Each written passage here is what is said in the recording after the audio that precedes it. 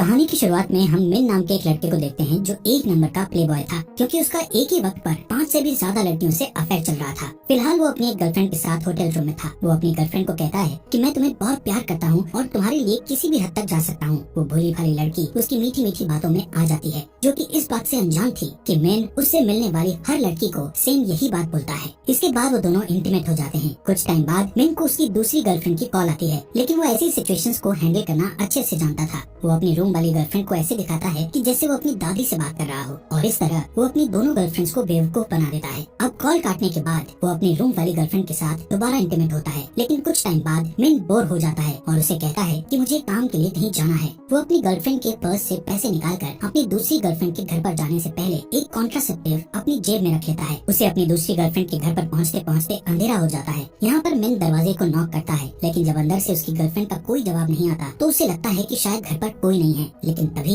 दरवाजा अपने आप खुल जाता है। मिन को ये देखकर थोड़ा डर लगता है, लेकिन वो अपनी लस्ट के चलते रिस्क लेकर घर के अंदर चला जाता है। इसके बाद उसकी गर्लफ्रेंड एक सिडक्टिव ड्रेस पहनकर उसके सामने आती है। ये देखकर वो और भी ज्यादा एक्साइटेड हो जाता है। उसे लगता है कि उसकी गर्लफ्रेंड उसके लिए कोई एडल्ट परफॉर्मेंस करने वाली है, लेकिन जैसे ही उसकी गर्लफ्रेंड को मौका मिलता है वो मिन पर एक बेसबॉल बैट से हमला करके उसको बेहोश कर देती है। इसके बाद जब मिन को होश आता है तो वो खुद को एक डेजर्ट में पाता है, जहाँ पर सिर्फ अंडरवेयर को छोड़कर उसके सारे कपड़े उतार लिए गए थे। कंफ्यूज हालत में वो अंडरवेयर की पॉकेट में हाथ डालकर अपने फोन को ढूंढता है, लेकिन उसकी पॉकेट में एक इंट्रासेप्टिव और एक फोटो थी जिसमें उसकी चारों गर्लफ्रेंड्स एक साथ थी। यहाँ पर हमें पता चलता है कि उसकी चारों गर्लफ्रेंड्स एक दूसरे को जानती थी और कुछ दिन पहले वो सब लंच के लिए एक रेस्टोरेंट में एक दूसरे को अपनी कुछ महीने से चल रही रिलेशनशिप के बारे में सरप्राइज देने के लिए मिली थी। वो सभी गर्ल्स अपने बॉयफ्रेंड को अपने सपनों का राजकुमार समझ रही थी, लेकिन फोटो में देखने पर उनको पता चलता है कि वो सभी एक ही लड़के को डेट कर रही हैं। इसके बाद उन सब ने मिन को सबक सिखाने के लिए एक प्लान बनाया था। अब मिन फ्रस्ट्रेशन में कूदकर अपनी चारों गर्लफ्रेंड्स की ग्रुप फोटो को पैरों से कुचल देता है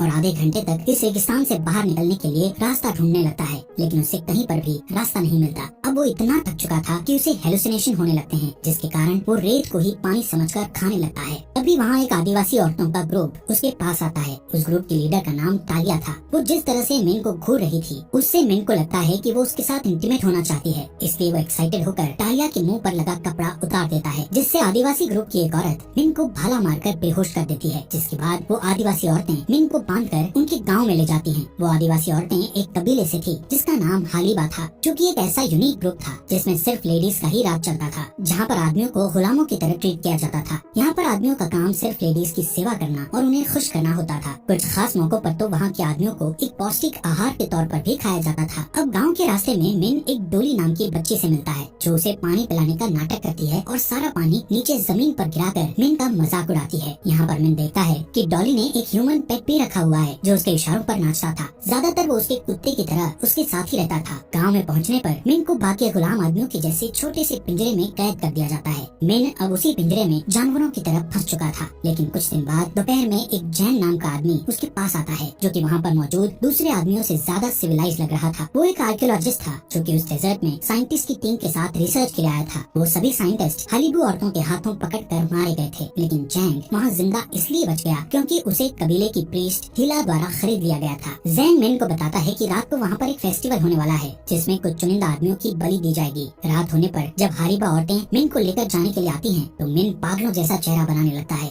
जिससे कि उसे बलि के लिए ना चुना जा सके और उसकी जान बच जाए। लेकिन वो औरतें उसकी इन चालों से बेवकूफ बनने वाली नहीं थी, इसलिए उसको दूसरे आदमियों के साथ स्टेज तक घसीट कर ले जाया जाता है। इस कबीले की प्रीस्ट हिला एक खंजर की मदद से आदमियों के गुप्तांग को काटने से पहले ट्रेडिशनल फोक टेल पर डांस करती है। तभी वहाँ पर मौजूद आदमियों को पता चलता है कि सैक्रिफाइस का मतलब उन्हें जान से मारना नहीं, बल्कि उन्हें नपुंसक बनाना है। ये देखकर मिन बहुत ज्यादा घबरा जाता है। वहीं हिला आदमियों के गुप्तांग को काटने लगती है। अब उनके कबीले की परंपरा के अनुसार इस तरह के आदमी को क्वीन के एस्कॉर्ट होना चाहिए। मिन इसी वजह से बच जाता है। रात को उसे क्वीन को खुश करने के लिए कहा जाता है, जिसके लिए उसे जबरदस्ती तालिया के रूम में भेज दिया गया था। मिन तालिया के इंटीमेट कलेक्शन में से अपनी पसंद का एक एडल्ट टॉय चूज कर सकता था। अब इतने दिनों तक कई सारी मुश्किलें सहने के बाद मिन पहली बार किसी काम के लिए एक्साइटेड हुआ था, लेकिन उसकी यही एक्साइटमेंट ज्यादा देर तक नहीं टिकती, क्योंकि वो एडल्ट टॉय तालिया के लिए नहीं बल्कि मिन के लिए ही थे। अगले दिन मिन मुश्किल से चल पा रहा था। उसकी रोमांस वाली रात वैसी नहीं थी जैसी उसने सोची थी। जैंग को उसे देखकर हमदर्दी होती है। वो मिन को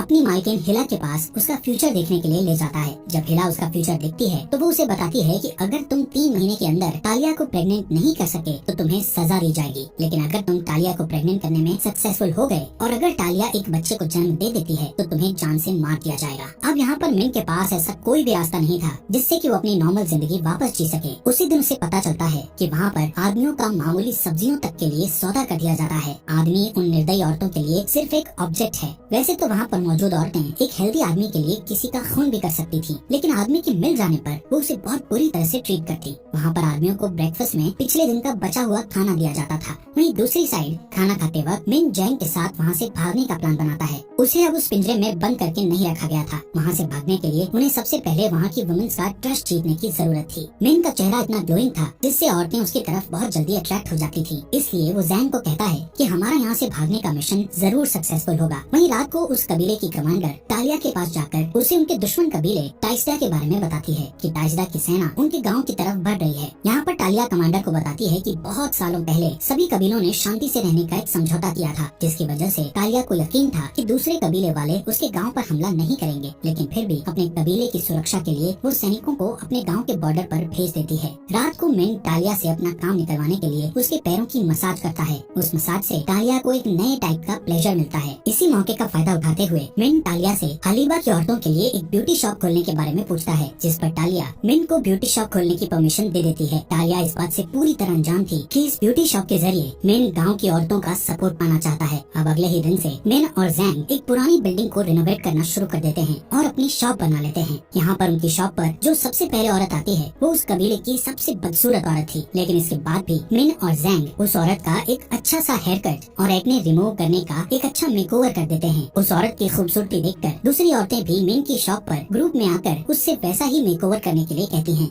ऐसे ही बीतते टाइम के साथ कबीले की औरतों के बीच मिन और भी ज्यादा पॉपुलर होता जा रहा था। जो पैसा उसने शॉप से कमाया था उससे वो तालिया को इम्प्रेस करने के लिए उसके लिए स्पेशल डिनर बनाता है। मिन तालिया को कहता है कि मैं तुम्हें बहुत चाहने लगा हूँ, जितना कि मैं अपने घर पर मौजूद औरतों को चाहता था, लेकिन तालिया उसकी बातों में आने वाली नहीं थी। वो मिन को उससे दूर रहने को कहती है। साथ ही में उसको कहती है कि वो उनके कबीले में सिर्फ एक मामूली सा आदमी है। तभी अचानक बाहर से एक औरत जल्दी से तालिया के पास आकर उसको बताती है कि डॉली कुएं में गिर गई थी और हमने उसे बाहर तो निकाल लिया है, पर वो काफी समय से बेहोश है। ये सुनकर तालिया और मिन जल्दी से वहाँ पहुँच जाते हैं। कबीले की औरतों को पता नहीं था कि आखिर बच्चे को कैसे बचाया जाए, लेकिन मिन को बाहरी दुनिया की नॉलेज थी। वो डॉली को उल्टा पकड़ता है, जिससे डॉली का सारा पानी मुंह से बाहर निकल जाता है और वो होश में आ जाती है। यह आसान सा काम उसे गांव का हीरो बना देता है। कुछ देर बाद सोते वक्त तालिया मिन को बिस्तर पर अपने साथ सोने के लिए बुलाती है। वो दोनों रात साथ में बिताते हैं। अब अगले दिन मिन को गांव में बहुत अच्छी तरह से ट्रीट किया जा रहा था। कबीले की औरतों के द्वारा किसी आदमी को शायद इतनी अच्छी तरह पहली बार ट्रीट किया गया हो। अपनी जिंदगी में पहली बार कबीले की औरतों ने अपने जैसों के अलावा किसी और को इज्जत दी थी।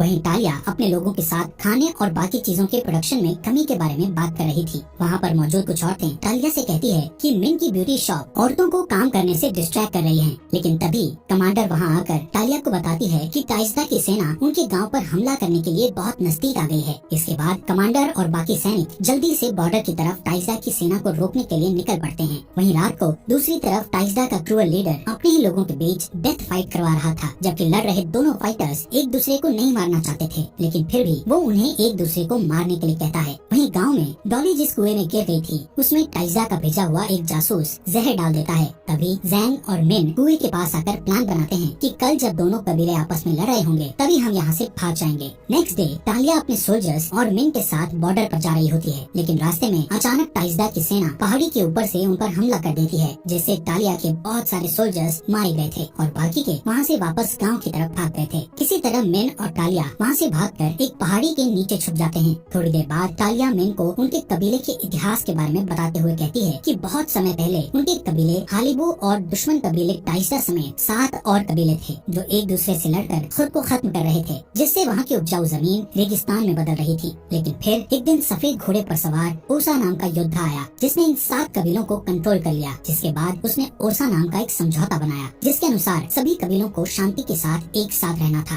अब ये परंपरा सैकड़ों सालों से चली आ रही थी, लेकिन फिर टाइस्डा कबीले के सरदार ने बाकी कबीलों को जीतने के लिए उन पर हमला करके इस समझौते को तोड़ दिया। अब जब तालिया मिन को ये कहानी सुना रही थी तभी उसके पास बहुत सारे जुगनू आते हैं। यहाँ पर मिन शहर से जो कॉन्ट्रासेप्टिव लेकर आया था उसमें जुगनू भरकर तालिया को देता है, जिससे दोनों बहुत खुश हो जाते हैं। यहाँ पर तालिया और मिन एक दूसरे को प्यार करने लगे थे। इसके बाद दोनों वहीं इंटीमेट हो जाते हैं। अगली सुबह जब मिन और तालिया गांव में वापस लौटते हैं तो देखते हैं कि पूरा गांव कुएं का जहरीला पानी पीने की वजह से बीमार हो गया है। तभी यहाँ पर जैंग मिन के पास आकर पूछता है कि आखिर उसने वहाँ से भागने के प्लान को क्यों कैंसिल कर दिया, जिससे तालिया को पता चल जाता है कि मिन उनके साथ गद्दारी करने का प्लान बना रहा था। लेकिन अब तालिया के दिल में मिन के लिए कुछ और ही फीलिंग्स थी, इसलिए वो उसे मारने की बजाय उनको आजाद करके वहाँ से जाने के लिए कहती है। गाँव से निकाले जाने के कुछ देर बाद जैंग और मिन अपने घर लौट ही रहे थे कि तभी मिन को एहसास होता है और वो जैंग को कहता है कि जब उनके कबीले को उनकी जरूरत है तो वो वहाँ से दूर भागकर उनको धोखा दे रहे हैं। वो जैंग को कहता है कि मैं वापस कबीले में जा रहा हूँ। मिन के इस फैसले पर जैंग उसे मूर्ख कहता है, लेकिन मिन वापस कबीले में जाने का मन बना चुका था और वापस गाँव की तरफ भागने लगता है। उधर टाइजदा कबीले की सेना हालिबू कबीले पर हमला कर देती है और वो उन सभी औरतों को गुलाम बनाने लगते हैं। हालिबू कबीले की औरतें भी अपनी पूरी ताकत के साथ लड़ने की कोशिश कर रही थी, लेकिन वो उनसे ज्यादा ताकतवर नहीं थी। अब यहाँ पर हालिबू कबीले की औरतें हार मानने ही वाली होती हैं कि तभी सफेद घोड़े पर सवार मिन वहाँ पहुँच जाता है, जैसे कि कुछ साल पहले वहाँ पर ओसा ने किया था। वो टाइजदा के लीडर को एक लड़ाई के लिए चैलेंज करता है। अब सवाल उसकी इज्जत का था, इसलिए टाइजदा का लीडर चैलेंज एक्सेप्ट कर लेता है और मिन से लड़ने लगता है। शुरुआत में तो वो मिन को काफी बुरी तरह से पीट रहा था, लेकिन फिर मिन अपनी पूरी ताकत से उससे लड़ने लगता है और अंत में उसे मार डालता है। अब टाइजदा के लीडर के हारने पर टाइजदा के सोल्जर्स अपने घर वापस जाने लगते हैं। वहीं ये हालिबू कबीले की पहली जीत थी। अब कुछ महीने बाद हालिबू की औरतों को उनकी क्वीन तालिया की खबर मिलती है कि वो प्रेग्नेंट है और उसके पेट में मिन का बच्चा है। अब जैसा कि मूवी की स्टार्टिंग में हिला ने मिन को बताया था कि अगर तालिया उससे प्रेग्नेंट हो गई तब भी उसको सजा दी जाएगी। अब प्रेजेंट में मिन एक स्टेज पर उनकी कबीले की क्वीन को प्रेग्नेंट करने के जुर्म में